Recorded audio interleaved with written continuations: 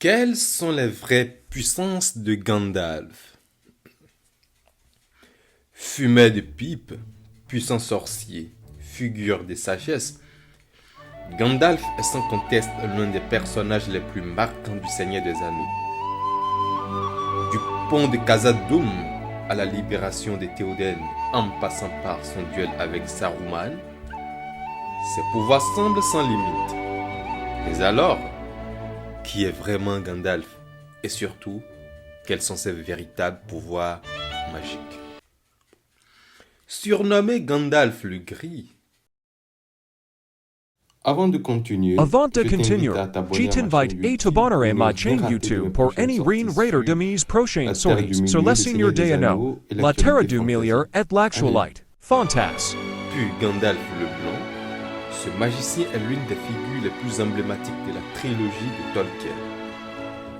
On l'admire pour sa sagesse. On le respecte pour son grand cœur. Et on sourit souvent face à ses énigmes brillantes, parfois même pleines d'humour. Mais Gandalf n'est pas qu'un vieux sage. Il est connu comme étant prompt à la colère et redoutable quand il le faut.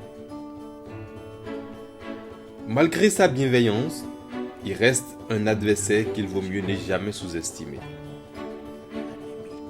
En effet, avant même le début de la communauté de l'anneau, il a déjà cumulé plus de 2000 ans. Oui, 2000 ans. Car Gandalf n'est pas un simple humain. Son nom, en réalité, est Olorin, un esprit Maïa venu des terres immortelles, envoyé pour lutter contre Sauron. Il prend alors l'apparence d'un vieil homme gris et devient peu à peu le guide de la Terre du Milieu. Partout où il passe, Gandalf observe, conseille, apprend. À Minas Tirith, on l'appelle Mithrandi, le pèlerin gris. Il tisse des liens avec les elfes, les nains, les hommes, mais surtout avec les hobbits. C'est ainsi qu'il rencontre Bilbon Sake, puis Frodon. Et quand il soupçonne l'existence de l'anneau unique, il n'hésite pas, il agit. Gandalf le Gris affronte le mal à chaque instant. Mais à la fin de la communauté de l'anneau, face au Balrog de Morgoth, il tombe et revient transformé, transfiguré et devient Gandalf le Blanc.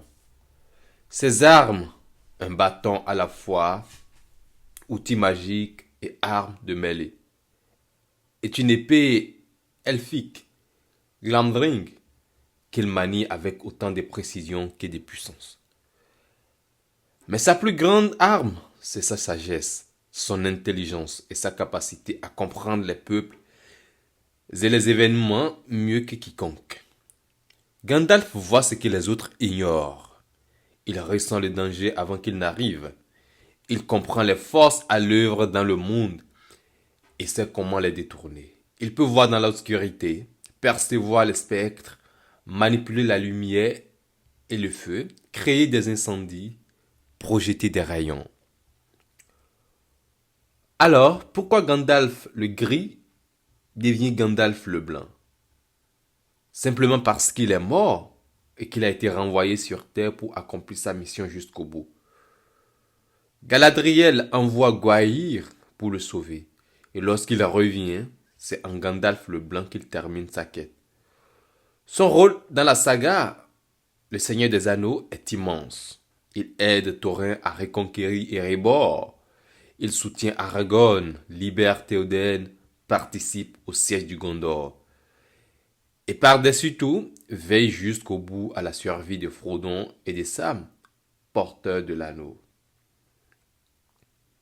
Puis, à la fin, lorsque tout est accompli, il quitte la terre du Milieu avec Frodon, avec Bilbon, vers les terres immortelles. Gandalf, ce n'est pas seulement un magicien. Si tu l'as pas encore fait. Un protecteur, un guide, et sans lui, la terre du Milieu n'aurait jamais survécu.